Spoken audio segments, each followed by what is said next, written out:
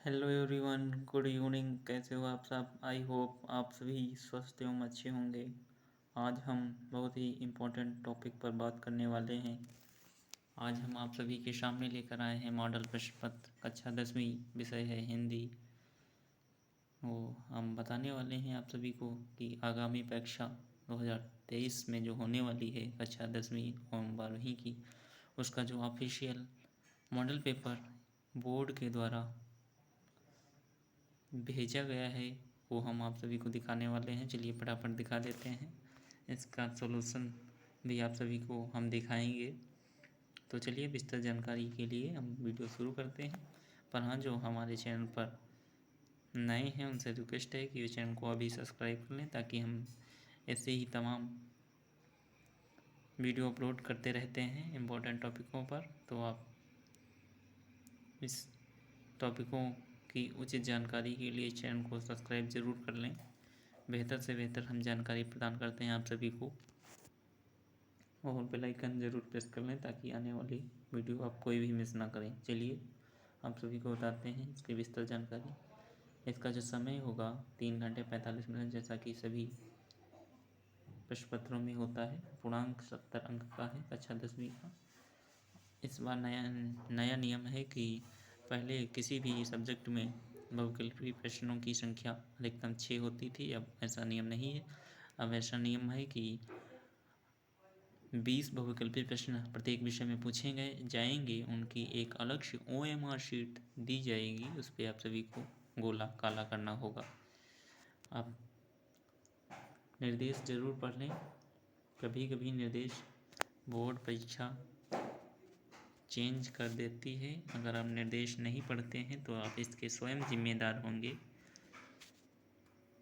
निर्देश आप सभी पढ़ेंगे तो इसमें बहुत ही महत्वपूर्ण जानकारियाँ दी गई होती हैं, आप पढ़ लेंगे। अब हम सीधे टॉपिक पर चलते हैं। बहुविकल्पी प्रश्न खंड आ, इसके सॉल्यूशन सहित हम आप सभी को हल करवाने वाले हैं। तो आप सभी वीडियो को शुरू से लेकर लास्ट तक ज़रूर देखें, तभी आप सभी को जानकारी प्राप्त होगी कि कैसे वीडियो हम बनाते हैं। चलिए पहला प्रश्न देखते हैं।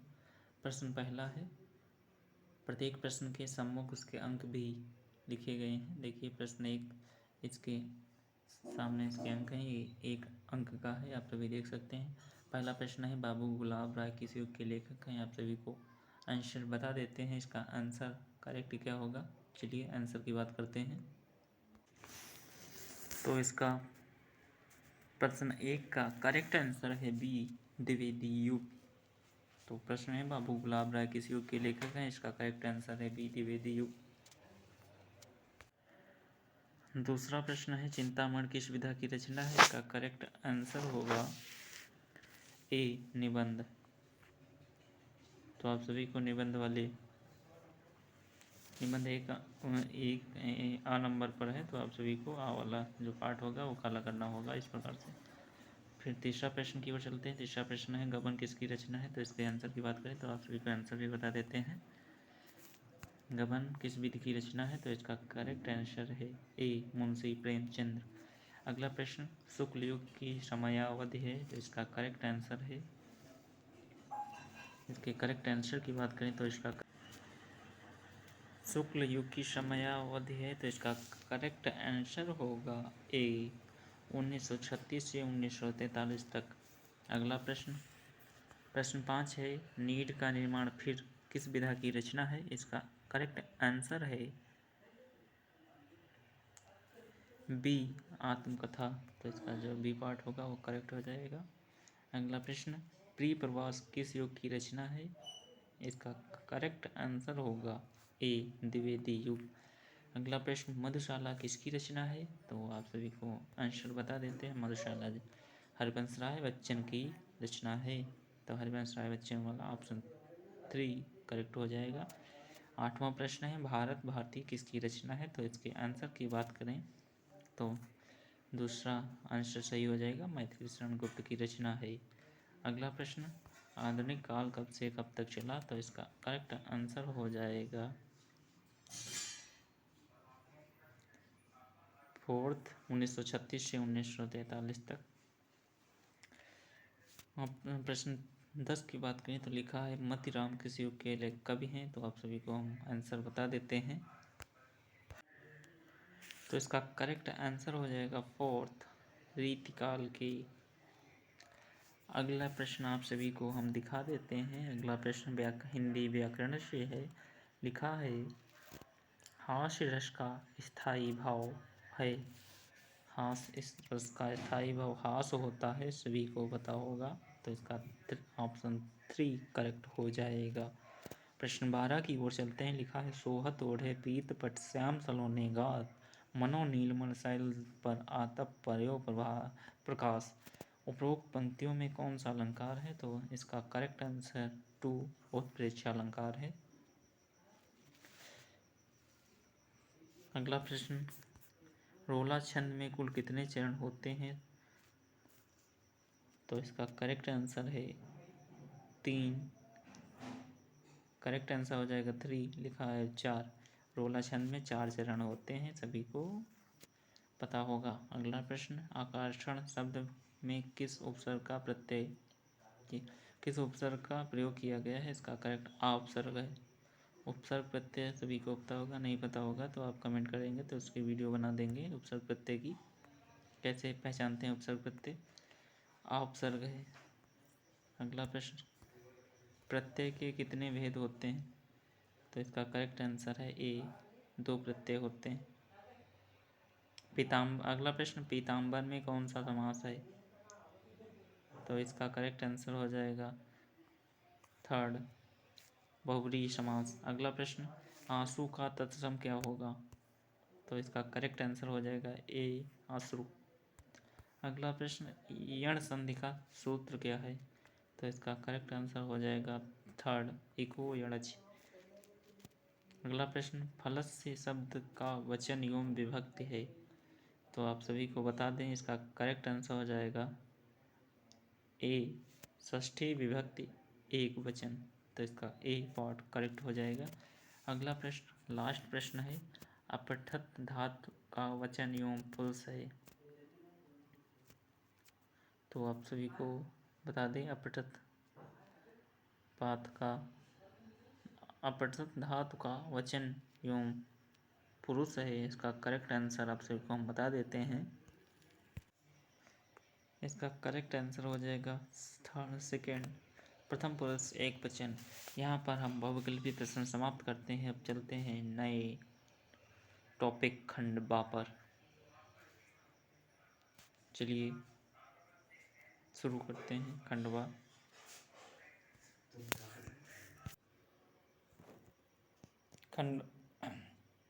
खंडवा है। खंडवा पर लिखा गया है पूर्णांक 50 20 अंक, वहाँ पर बहुविकल्पी प्रश्न पूछे जाएंगे। अगला लिखा है वर्णात्मक प्रश्न, आपको यहाँ पर कॉपी में लिखना होगा। खंडवा प्रश्न 1 है निम्नलिखित गद्यांशों पर आधारित 3 प्रश्नों के उत्तर दीजिए। इसके सामने अंक भी लिखे हैं, कितने नंबर का ये प्रश्न है। देखिए लिखा गया है 3 × 6 बराबर 3 × 2 बराबर 6 लिखा गया है। मतलब प्रश्न जो हैं 3 पूछे जाएंगे, प्रत्येक प्रश्न 2 अंक का होगा। आप सभी गद्यांश देख सकते हैं किस पाठ से लिया गया है। गद्यांश है या कोई बात नहीं है कि एक स्वभाव और रुचि के लोगों में ही मित्रता हो सकती है, तो आप सभी को मित्रता शब्द से पता चल गया होगा कि ये मित्रता पाठ का है। मित्रता के लेखक आचार्य रामचंद्र शुक्ल हैं, तो आप सभी देख सकते हैं। अगला प्रश्न हम दिखा देते हैं। देखिए लिखा है पहला प्रश्न उपर्युक्त गद्यांश का संदर्भ लिखिए। दूसरा प्रश्न पूछ रहा है गद्यांश के रेखांकित अंश की व्याख्या कीजिए। आपको रेखांकित अंश दिखा देते हैं, जैसे ये रेखांकित अंश हैं, यहाँ से इतना रेखांकित पार्ट है, इसकी आपको व्याख्या करनी है। फिर तीसरा प्रश्न कह रहा है लेखक के अनुसार समाज में विभिन्नता देखकर लोग एक दूसरे की ओर क्यों आकर्षित होते हैं, इसका आपको आंसर लिखना है। इसके अथवा में एक दूसरा गद्यांश दिया गया है। अगर आपको नहीं आता है तो आप ए वाला गद्यांश कर सकते हैं। लिखा है, हे भगवान, सबके लिए विपद के लिए इतना आयोजन। इसकी रेखांकित जो वाक्य हैं आप देख सकते हैं। परम पिता की इच्छा के विरुद्ध इतना साहस, पिताजी क्या भीख न मिलेगी? क्या कोई हिंदू भूपृष्ठ पर न बचा रह जाएगा? इसके आपको 3 क्वेश्चन दिए गए हैं। पहला क्वेश्चन है, उपरोक्त गद्यांश का संदर्भ लिखिए। दूसरा प्रश्न है, गद्यांश की रेखांकित अंश का भाव स्पष्ट कीजिए। तीसरा प्रश्न है, ममता द्वारा किस कार्य को ईश्वर की इच्छा के विरुद्ध बताया गया है? यहाँ पर हम प्रश्न 1 कंप्लीट करते हैं। आप सभी को दूसरे प्रश्न की ओर ले चलते हैं। प्रश्न 2 है, दिए गए पद्यांश पर आधारित 3 प्रश्नों के उत्तर दीजिए। इसके सामने अंक भी लिखे गए हैं, या कितने नंबर का लिखा है, 3 × 2, मतलब 3 प्रश्न पूछे जाएंगे, 2 अंक की होंगी। आप सभी पद्यांश देख सकते हैं। लिखा है, चरण कमल बंधो हरिराई, जाकी कृपा पंडित लय हो, अंधे को सब कुछ दर्शाई, बहिरो सुने गूंग पुन बोले, रंग चले श्री छत्र धराई, सूरदास स्वामी करुणा में बार बार बंधो ते पाई।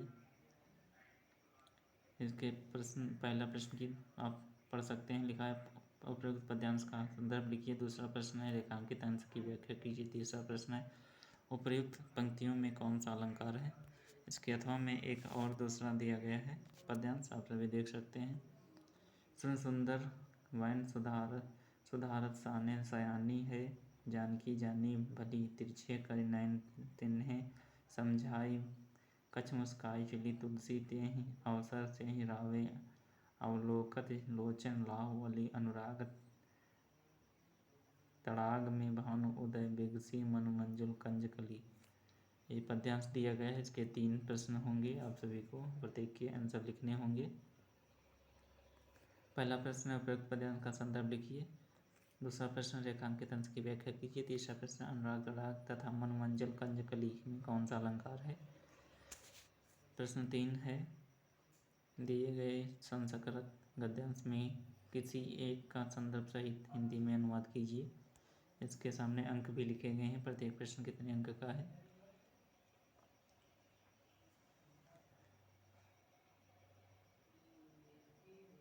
देखिए, 2 + 3 = 5 लिखा है, मतलब 2 अंक का संदर्भ लिखना होगा। 3 अंक की आपको हिंदी में अनुवाद के दिए जाएंगे, आप सभी देख सकते हैं। इसके अथवा में एक पाठ दिया गया है। आपको अगर पहला वाला नहीं आता है तो आप अथवा वाला पाठ कर सकते हैं। प्रश्न 4 की ओर चलते हैं। लिखा है, दिए गए पद्यांश में किसी एक का संदर्भ सहित हिंदी में अनुवाद कीजिए। यहाँ पर भी इसके सामने अंक लिखे गए हैं। 2 + 3 = 5, 2 अंक का संदर्भ होगा, 3 अंक की इसके हिंदी में व्याख्या अनुवाद होगा। अथवा में दिया गया है। आपको अगर पहले वाला का हिंदी में अनुवाद नहीं आता तो आप दूसरे वाले का हिंदी में अनुवाद कर सकते हैं। फिर प्रश्न 5 की ओर चलते हैं। प्रश्न 5 है, अपने पठित खंडकाव्य के आधार पर निम्नलिखित प्रश्नों में से किसी एक का उत्तर दीजिए। इसके सामने अंक लिखे गए हैं। 3 × 1 = 3।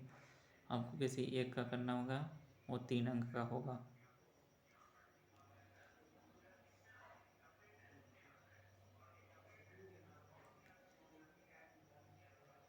प्रत्येक ज़िले में अलग अलग दिए जाते हैं। जैसे आप मान लिया आप सीतापुर ज़िले से हैं तो आपको आप में दिया गया होगा मेवाड़ मुकुट खंड का आपका द्वितीय सर्ग, लक्ष्मी का सारांश लिखे। मेवाड़ मुकुट सीतापुर में है।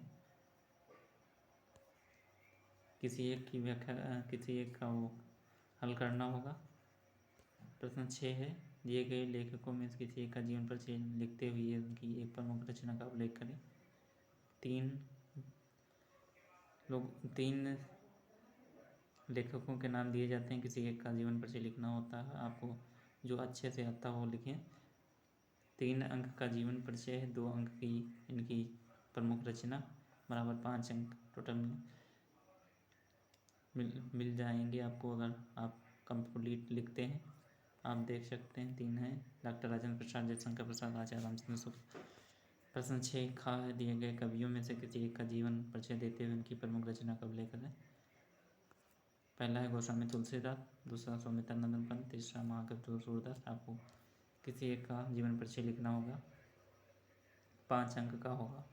फिर 7वां प्रश्न है, अपनी पाठ्य पुस्तक में कंठस्थ कोई एक श्लोक लिखिए जो प्रश्न पत्र में बनाया। आपको एक श्लोक लिखना है संस्कृत का, अपनी पाठ्य पुस्तक से, 2 अंक का होगा, जो आपको कंप्लीट आता हो, उस पेपर में ना दिया गया हो। प्रश्न 8 है, निम्नलिखित में से किन्हीं 2 प्रश्नों के उत्तर संस्कृत में दीजिए। संस्कृत के जो लेसन दिए होते हैं उनसे क्वेश्चन पूछे गए हैं, 2 प्रश्नों के उत्तर देना होगा।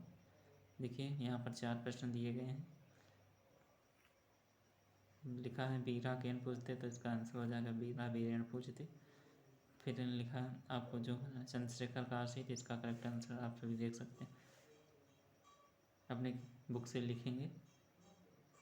2 + 2 = 4, प्रत्येक प्रश्न 2 अंक का है। अगला प्रश्न है, निम्नलिखित में से किसी एक विषय पर निबंध लिखें। निबंध लिखना होगा आपको, जो आप जिस पर ज़्यादा विचार कर सकें वही टॉपिक उठाएं। जैसे आपको पर्यावरण संरक्षण के उपाय, आपको बेहतर जानकारी है इस पर, तो आप ये वाला निबंध इस विषय पर निबंध लिख सकते हैं। 9 नंबर का है निबंध। अगर आप निबंध सही लिखते हैं तो 9 अंक प्राप्त करते हैं आप सभी को। अगला, यहाँ पर हम पूरा पेपर कंप्लीट देख चुके हैं। उम्मीद है आप सभी को वीडियो में कंप्लीट गाइडेंस मिल गई होगी पेपर 2023 में कैसा आने वाला है।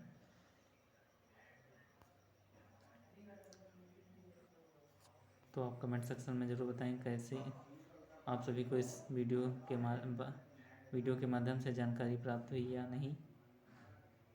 Thank you for watching this video. बने रहें लर्न विद महेंद्र के साथ। जय हिंद।